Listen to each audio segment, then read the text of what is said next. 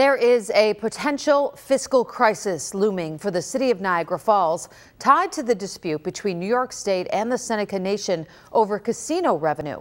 Still, Mayor Paul Deister's administration wants the city council to consider legislation that could potentially boost the current six-figure salaries of the city's police and fire chief.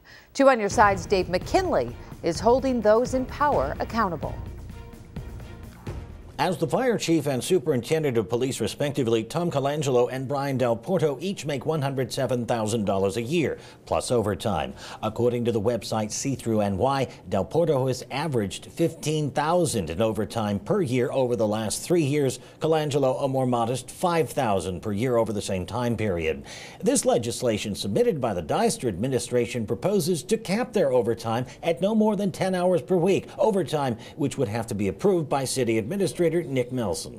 But at a proposed overtime rate of $56 per hour, it means each of these men could potentially earn a whopping $29,000 a year in overtime, taking their total maximum pay up to $136,000 a year, far and above what they've ever put in for.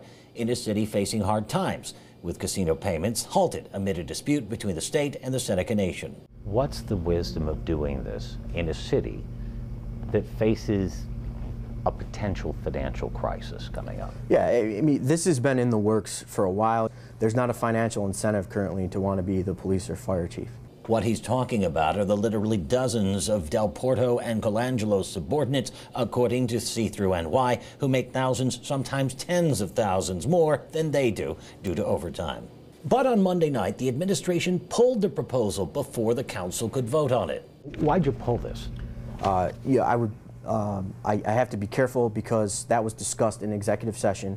But two sources tell us the administration didn't have the votes to get it by these lawmakers, some of whom feel that the city should just look at what the two have historically pulled in with salary and overtime and just make that their pay.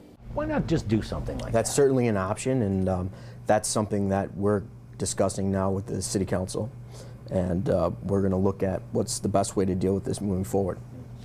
Some might say the best way to deal with it is just tell them you don't get overtime. You're a salaried employee. We're in a financial crisis. This is your pay. Take it or leave it. That's certainly an option as well. Is that one you're considering? Absolutely.